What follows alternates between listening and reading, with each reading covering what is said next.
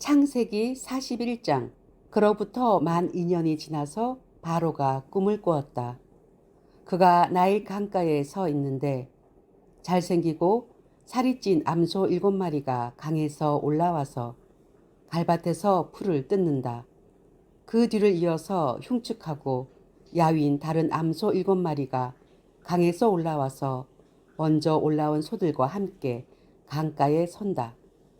그 흉측하고 야윈 암소들이 잘생기고 살이 찐 암소들을 잡아먹는다. 바로는 잠에서 깨어났다. 그가 다시 잠들어서 또 꿈을 꾸었다. 이삭 7개가 보인다. 토실토실하고 잘 여문 이삭 7개가 나오는데 그것들은 모두 한 줄기에서 나와서 자란 것들이다. 그 뒤를 이어서 또 다른 이삭 7개가 피어 나오는데 열풍이 불어서 야위고 마른 것들이다. 그 야윈 이삭이 토실토실하게 잘 여문 이삭 7개를 삼킨다. 바로가 깨어나 보니 꿈이다. 아침에 그는 마음이 뒤숭숭하여 사람을 보내어서 이집트의 마술사와 현인들을 모두 불러들이고 그가 꾼 꿈 이야기를 그들에게 하였다. 그러나 아무도 그에게 그 꿈을 해몽하여 주는 사람이 없었다. 그때에 술잔을 올리는 시종장이 바로에게 말하였다. 제가 꼭 했어야 할 일을 못한 것이 오늘에야 생각납니다. 임금님께서 종들에게 노하셔서 저와 빵을 구워 올리는 시종장을 경호대장 집 감옥에 가두신 일이 있습니다. 저희들이 같은 날 밤에 각각 꿈을 꾸었는데 두 꿈의 내용이 너무나 달랐습니다. 그때에 그곳에 경호대장의 종인 히브리 소년이 저희와 함께 있었습니다. 저희가 꾼 꿈 이야기를 그에게 해 주었더니 그가 그 꿈을 풀었습니다. 저희 두 사람에게 제각기 그 꿈을 해몽하여 주었던 것입니다. 그리고 그가 해몽한 대로 꼭 그대로 되어서 저는 복직되고 그 사람은 처형되었습니다. 이 말을 듣고서 바로가 사람을 보내어 요셉을 불러오게 하였고 사람들은 곧바로 그를 구덩이에서 끌어냈다. 요셉이 수염을 깎고 옷을 갈아입고 바로 앞으로 나아가니 바로가 요셉에게 말하였다. 내가 꿈을 하나 꾸었는데 그것을 해몽할 수 있는 사람이 없다. 나는 내가 꿈 이야기를 들으면 잘 푼다고 들었다. 그래서 너를 불렀다. 요셉이 바로에게 대답하였다. 저에게는 그런 능력이 없습니다. 임금님께서 기뻐하실 대답은 하나님이 해 주실 것입니다. 바로가 요셉에게 말하였다. 꿈에 내가 나일 강가에 서 있는데 살이 찌고 잘생긴 암소 7마리가 강에서 올라와서 갈밭에서 풀을 뜯었다. 그것들의 뒤를 이어서 약하고 아주 흉측하고 야윈 다른 암소 7마리가 올라오는데 이집트 온 땅에서 내가 일찍이 본 일이 없는 흉측하기 짝이 없는 그런 암소들이었다. 그 야위고 흉측한 암소들은 먼저 올라온 기름진 암소 7마리를 잡아 먹었다. 흉측한 암소들은 살이 찐 암소들을 잡아 먹었는데도 여전히 굶은 암소처럼 흉측하였다. 그리고는 내가 깨어났다. 내가 또다시 꿈에 보니 한 줄기에서 자란 이삭 7개가 있는데 잘 여물고 실한 것들이었다. 그것들의 뒤를 이어서 다른 이삭 7개가 피어나오는데 열풍이 불어서 시들고 야위고 마른 것들이었다. 그 야윈 이삭이 잘 여문 7 이삭을 삼켜버렸다. 내가 이 꿈 이야기를 마술사와 현인들에게 들려주었지만 아무도 나에게 그 꿈을 해몽해 주지 못하였다. 요셉이 바로에게 말하였다.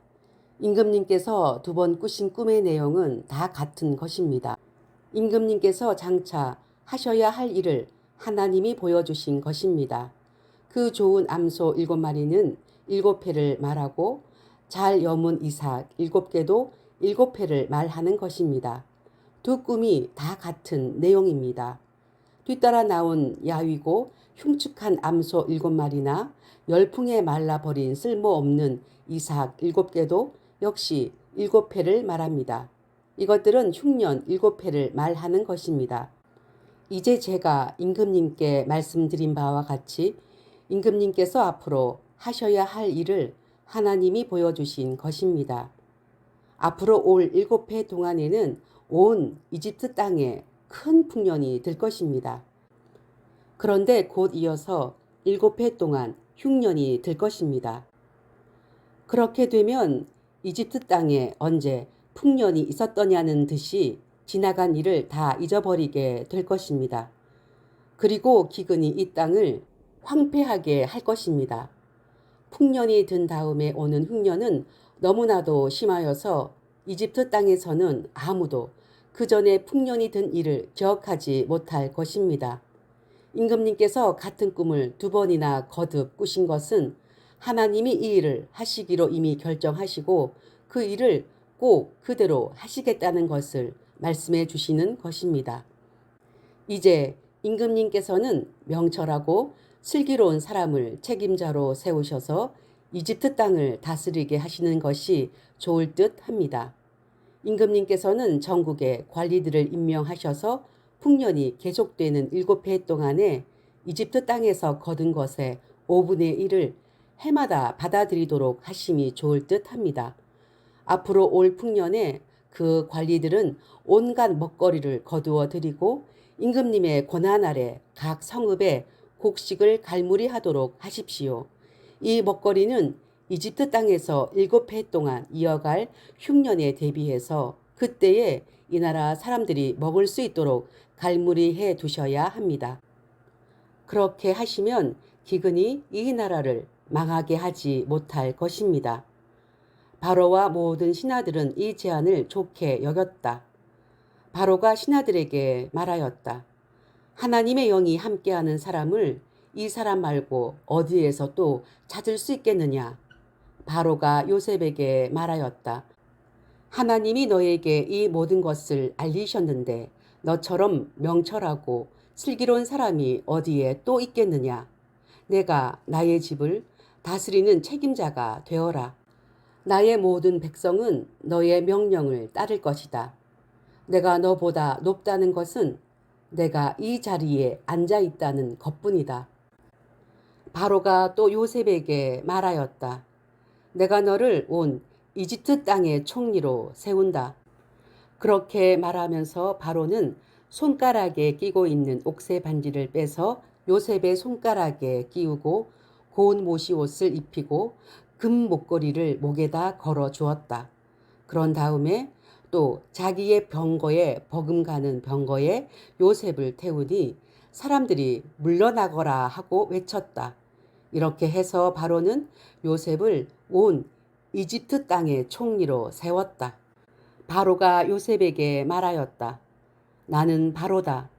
이집트 온 땅에서 총리의 허락이 없이는 어느 누구도 손 하나, 발 하나도 움직이지 못한다. 바로는 요셉에게 사브나 바네아라는 이름을 지어주고 온의 제사장 보디베라의 딸 아스낫과 결혼을 시켰다. 요셉이 이집트 땅을 순찰하러 나섰다. 요셉이 이집트 왕 바로를 섬기기 시작할 때에 그의 나이는 30살이었다. 요셉은 바로 앞에서 물러나와서 이집트 온 땅을 두루 다니면서 살폈다. 풍년을 이룬 7해 동안에 땅에서 생산된 것은 대단히 많았다. 요셉은 이집트 땅에서 7해 동안 이어간 풍년으로 생산된 모든 먹거리를 거두어 들여 여러 성읍에 저장해 두었다. 각 성읍 근처 밭에서 나는 곡식은 각각 그 성읍에 쌓아 두었다. 요셉이 저장한 곡식의 양은 엄청나게 많아서 마치 바다의 모래와 같았다. 그 양이 셀 수 없을 만큼 많아져서 기록을 중단할 수밖에 없었다. 요셉과 온의 제사장 보디베라의 딸 아스낫 사이에서 2 아들이 태어난 것은 흉년이 들기 전이었다. 요셉은 하나님이 나의 온갖 고난과 아버지 집 생각을 다 잊어버리게 하셨다 하면서 맏아들의 이름을 므낫세라고 지었다. 둘째는 내가 고생하던 이 땅에서 하나님이 자손을 번성하게 해 주셨다 하면서 그 이름을 에브라임이라고 지었다. 이집트 땅에서 7해 동안 이어가던 풍년이 지나니 요셉이 말한 대로 7해 동안의 흉년이 시작되었다. 온 세상에 기근이 들지 않은 나라가 없었으나 이집트 온 땅에는 아직도 먹거리가 있었다. 그러나 마침내 이집트 온 땅의 백성이 굶주림에 빠지자 그들은 바로에게 먹을 것을 달라고 부르짖었다. 바로는 이집트의 모든 백성에게 요셉에게로 가서 그가 시키는 대로 하여라 하였다. 온 땅에 기근이 들었으므로 요셉은 모든 창고를 열어서 이집트 사람들에게 곡식을 팔았다. 이집트 땅 모든 곳에 기근이 심하게 들었다. 기근이 온 세상을 뒤덮고 있었으므로 다른 나라 사람들도 요셉에게서 곡식을 사려고 이집트로 왔다. 창세기 42장.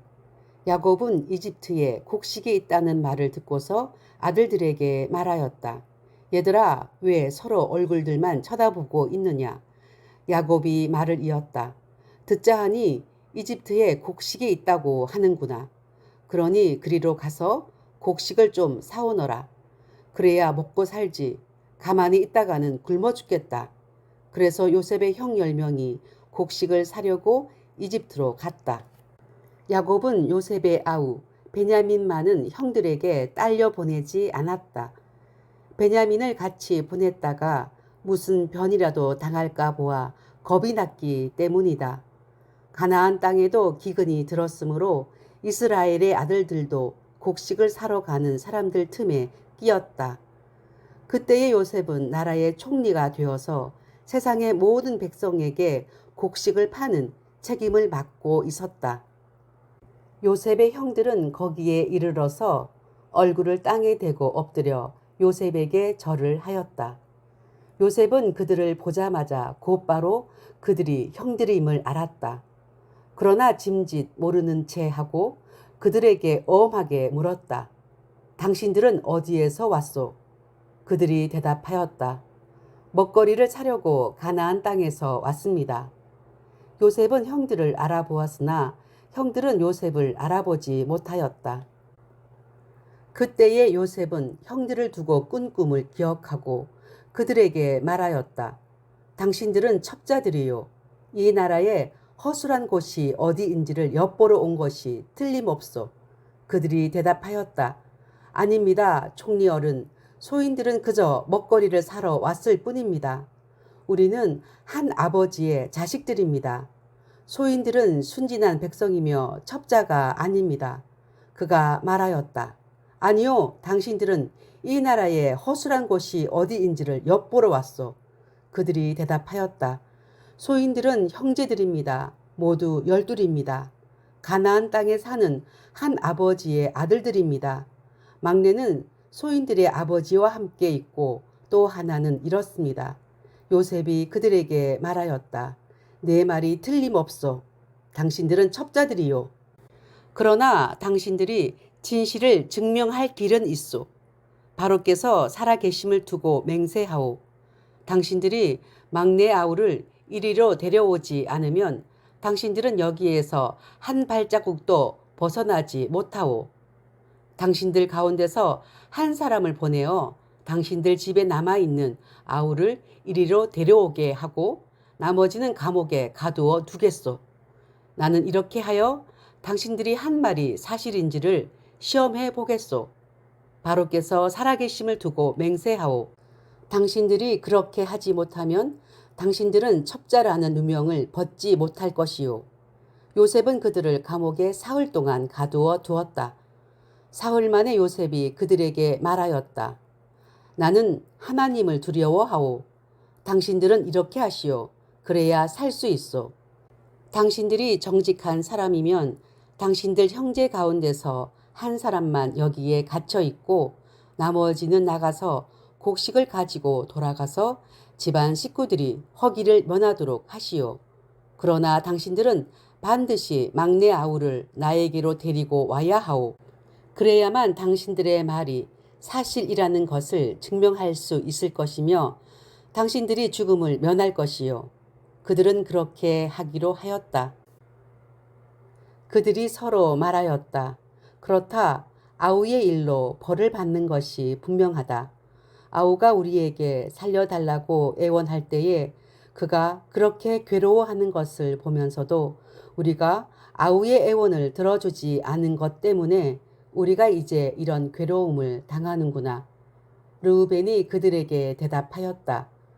그러기에 내가 그 아이에게 못할 짓을 하는 죄를 짓지 말자고 하지 않더냐? 그런데도 너희는 나의 말을 들은 채도 하지 않았다. 이제 우리가 그 아이의 핏값을 치르게 되었다.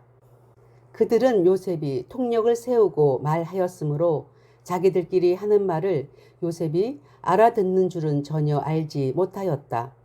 듣다 못한 요셉은 그들 앞에서 잠시 물러가서 울었다. 다시 돌아온 요셉은 그들과 말을 주고받다가 그들 가운데서 시므온을 끌어내어서 그들이 보는 앞에서 끈으로 묶었다. 요셉은 사람들을 시켜서 그들이 가지고 온 통에다가 곡식을 채우게 하고 각 사람이 낸 돈은 그 사람의 자루에 도로 넣게 하고 또 길에서 먹을 것은 따로 주게 하였다. 요셉이 시킨 대로 다 되었다. 그들은 곡식을 나귀에 싣고 거기를 떠났다. 그들이 하룻밤 묵어갈 곳에 이르렀을 때에 그들 가운데서 한 사람이 자기 나귀에게 먹이를 주려고 자루를 풀다가 자루 아귀에 자기의 돈이 그대로 들어있는 것을 보았다. 그는 이것을 자기 형제들에게 알렸다. 내가 낸 돈이 도로 돌아왔다. 나의 자루 속에 돈이 들어있어. 이 말을 들은 형제들은 얼이 빠진 사람처럼 떨면서 서로 쳐다보며 한탄하였다. 하나님이 어찌하여 우리에게 이런 일을 하셨는가? 그들은 가나안 땅으로 아버지 야곱에게 돌아가서 그동안 겪은 일을 자세히 말씀드렸다. 그 나라의 높으신 분이 우리를 보더니 엄하게 꾸짖고 우리를 그 나라를 엿보러 간 첩자로 여기는 것입니다. 그래서 우리는 그에게 우리는 정직한 사람입니다. 우리는 첩자가 아닙니다. 우리는 모두 한 아버지의 자식들로서 12 형제입니다. 하나는 잃고 또 막내는 가나안 땅에 있는 우리 아버지와 함께 있습니다. 하고 말씀을 드렸습니다. 그랬더니 그 나라의 높으신 분이 우리에게 이르기를 어디 너희가 정말 정직한 사람들인지 내가 한번 알아보겠다. 너희 형제 가운데서 한 사람은 여기에 나와 함께 남아있고 나머지는 너희 집안 식구들이 굶지 않도록 곡식을 가지고 돌아가거라. 그리고 너희의 막내 아우를 나에게로 데리고 오너라. 그래야만 너희가 첩자가 아니고 정직한 사람이라는 것을 내가 알 수 있겠다. 그런 다음에야 내가 여기 잡아둔 너희 형제를 풀어주고 너희가 이 나라에 드나들면서 장사를 할 수 있게 하겠다 하였습니다. 그들은 자루를 비우다가 각 사람의 자루에 각자가 치른 그 돈꾸러미가 그대로 들어있는 것을 보았다. 그들과 그들의 아버지는 그 돈꾸러미를 보고서 모두들 겁이 났다. 아버지 야곱이 아들들에게 말하였다. 너희가 나의 아이들을 다 빼앗아 가는구나. 요셉을 잃었고 시므온도 잃었다. 그런데 이제 너희는 베냐민마저 빼앗아 가겠다는 거냐? 하나같이 다 나를 괴롭힐 뿐이로구나. 르우벤이 아버지에게 말하였다. 제가 베냐민을 다시 아버지께로 데리고 오지 못한다면 저의 2 아들을 죽이셔도 좋습니다. 막내를 저에게 맡겨 주십시오. 제가 반드시 아버지께로 다시 데리고 오겠습니다. 야곱이 말하였다. 막내를 너희와 함께 그리로 보낼 수는 없다. 그 아이의 형은 죽고 그 아이만 홀로 남았는데 그 아이가 너희와 같이 갔다가 또 무슨 변을 당하기라도 하면 어찌 하겠느냐. 너희는 백발이 성성한 이 늙은 아버지가 슬퍼하며 죽어서 스올로 내려가는 꼴을 보겠다는 거냐?